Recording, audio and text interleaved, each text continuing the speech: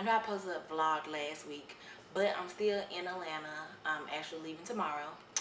And so, yeah. So basically, I really needed this time to come back to the South. And I didn't even notice that LA slick made me bougie. I didn't even know it. But this trip been a humbling experience. I was able to like hang out with my friends. I hung out with some media girls in Atlanta that I know, and I like had us all come together and threw a brunch and surprised them by inviting all media girls. They thought it was just gonna be us two, and I invited all media girls, so it was like good networking as well. And I had a lot of fun this past week and a half. I had a lot of fun this past week in Atlanta. It definitely was a humbling experience. I feel like rejuvenated, refreshed, and I'm just ready to get back to LA and just get back to grinding and focus more on what I got going on. I have so many things planned, y'all. Like so many things in the works, so many things planned. Like when I say beast mode starting once I hit back to LA. Yeah. So I just wanted to give y'all an update about, people, everybody thought I moved to Atlanta. I didn't move. I know I've been here a while, but I just needed this, okay? I needed it. But the other thing I want to tell y'all, I've been like looking at my videos, my media reel and stuff like that, and about how you interview, like just giving you tips on the carpet, because well, I guess it kind of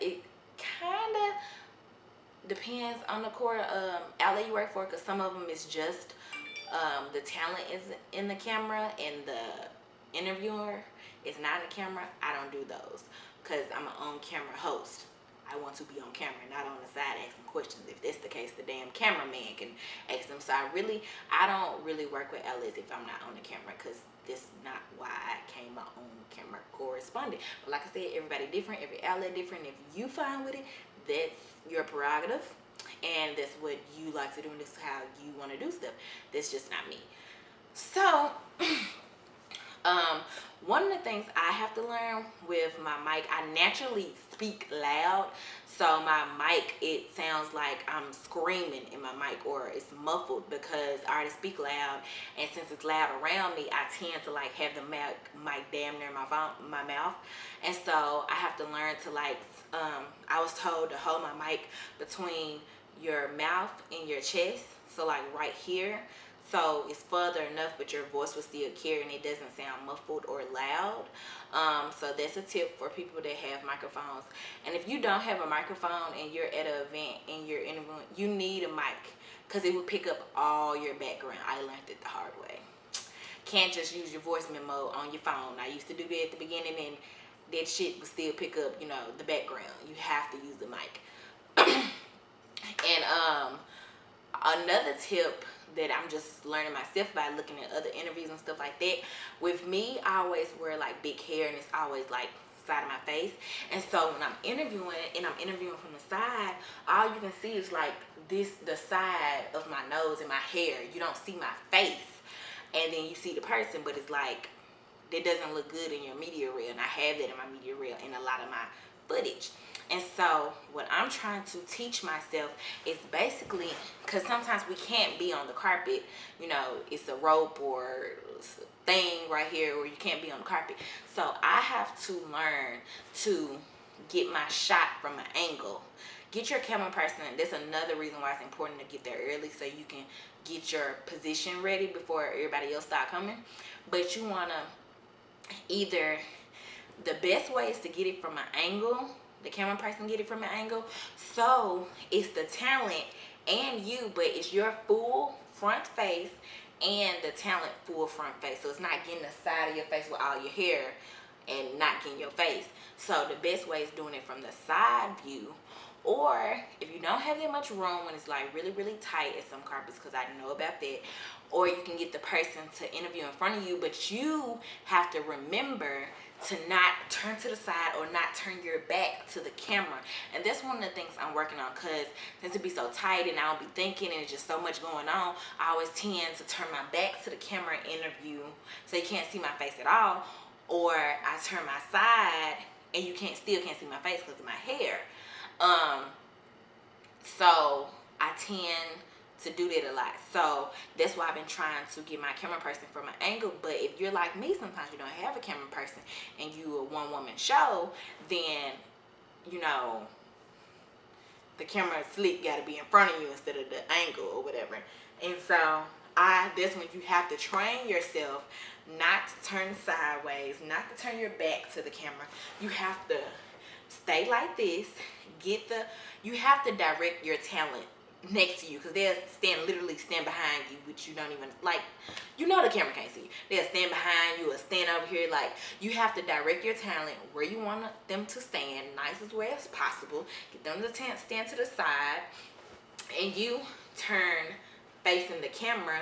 And so even though you have something between you all so you're not exactly next to them, it's kind of like you're still next to them, because you're facing the camera, they're on your side, and so you're talking directly to the camera or talking to them, but your head is not turned this way because they're not behind you, they're beside you. So your head is still like, I guess, what's this, a 60 degree angle, instead of like when you're talking to the camera like so and so, and you go like this, you can even like 30-degree angle turn your head, and since they're next to you, they can still see your face. You're still talking to them, your eyes are to them, but the camera is still seeing your whole face.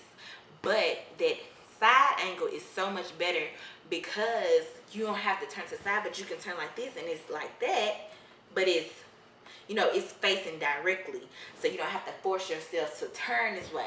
But if you got to get it in front of you, you want to make sure, train yourself to stay facing forward the camera, turn your head a 30-degree angle, and have them, direct them to be right next to you, so your eyes can be looking at them, so they see you're looking at them, so it's not like you're looking at the camera the whole time, but your face is still in full view of the camera. And that's one of the things I'm training myself on. It's so freaking hard for me, because literally be so much going on a busy carpet, and all that shit just flies out the window, and I literally forget. And sometimes I remember throughout the carpet. So some people I be, doing it right, and then by the time the end of the carpet come, I'm my back to the camera or my side to the camera, because I forgot. But I'm steady trying to, perfect it, and steady think about that. So that's like one of my biggest pet peeves for my damn self. So I don't know if other people have that problem, but they can help you. Face the camera, 30-degree angle, direct them next to you. So face forward, 30-degree angle of the face, and direct them right next to you. So, I'm still like, hey, how you doing? Yes, we are here. Yeah. You get what I'm saying? So that's one of the, I guess, two of the tips of, on the camera, doing your on the face camera, because it's like really hard. You want to make sure on your media reel you're facing the camera. They're seeing this on camera correspondent that they're hiring. They're seeing this person's face. And let me give y'all another tip on media reels. I learned this from somebody. Your media reels should only be a minute to a minute and a half max. I'm literally been watching people media reels, and it's literally 3 and 5 minutes. Girl or man, people get bored. People are not gonna watch your reel that long. People's attention span is not gonna last that long. They will literally cut it off after the minute and a half, especially if it's not interesting. You want to show you speaking and show your personality, show you speaking. You don't really want to put a lot of the talent talking a lot on your reel, only if it's like important to what you said or something like that, or something big question you asked or something like that. But show your personality, show you speaking, what kind of questions you ask on interviews. And if they say, oh my gosh, that was a good question, you will always want to put that in there, like, oh my gosh, that's a good question, or, oh my gosh, that's a hard question. Somewhere their reaction is like, oh my gosh, you know your shit, or oh my gosh, like, I wasn't expecting